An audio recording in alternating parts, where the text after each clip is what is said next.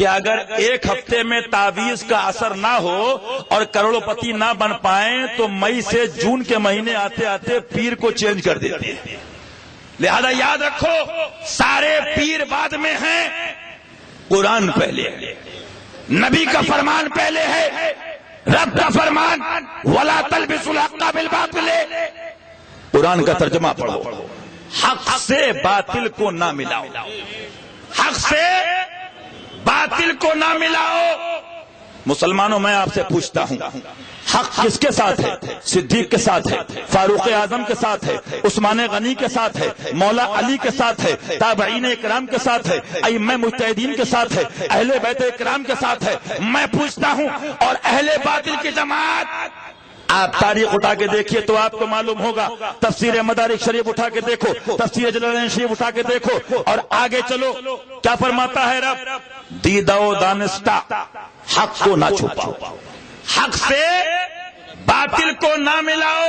سمجھ میں آ رہی ہے بات؟ یہ کسی کے پیر صاحب کی بات نہیں ہے، یہ بپا کا فرمان نہیں ہے، یہ قرآن ہے.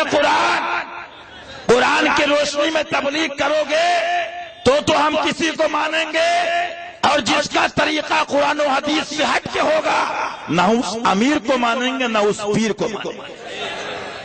میں پوچھتا ہوں آپ سے، یہ کس نے کہا؟ رب نے کہا حق سے باطل کو نہ ملاؤ اور دیدہ و دانستہ یعنی جان بوجھ کر حق کو نہ چھپاؤ.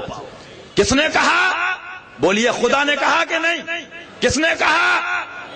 خدا نے کہا. اب اس کے حکم کے آگے کسی کا حکم نہیں، اگر اس کے بعد کسی کا حکم ہے تو مصطفیٰ کا حکم ہے.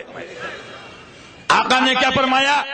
جب بد مذہبیاں ظاہر ہوں، فتنہ پھیلے، میری امت کو گمراہ کیا جائے تو عالم پر فرض ہے.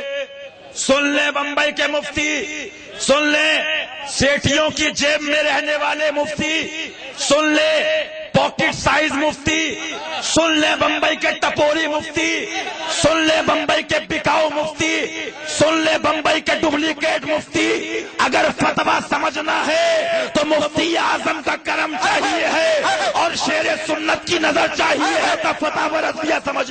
نعرہ تکبیر، نعرہ رسالت، سبحان اللہ سبحان اللہ. رب کا اعلان ہے.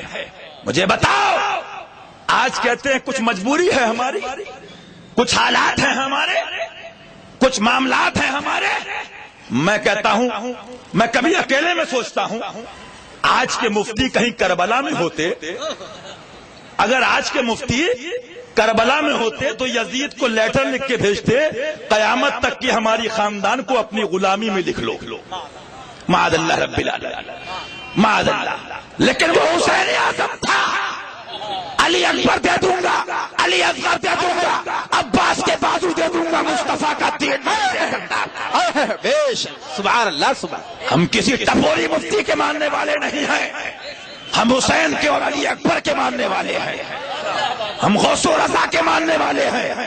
ہم محتاج نہیں ہیں، وہ اور ہوں گے جن کا پیر مر گیا ہوگا. ہمارا رضا کل بھی زندہ تھا، آج بھی زندہ ہے اور صبح قیامت تک زندہ رہے گا. اللہ. نعرہ تکبیر، نعرہ رسالت، مسلک اعلی حضرت، سبحان اللہ سبحان اللہ. اللہ تعالیٰ ایسے مفتیوں کے کینسر سے بچائے.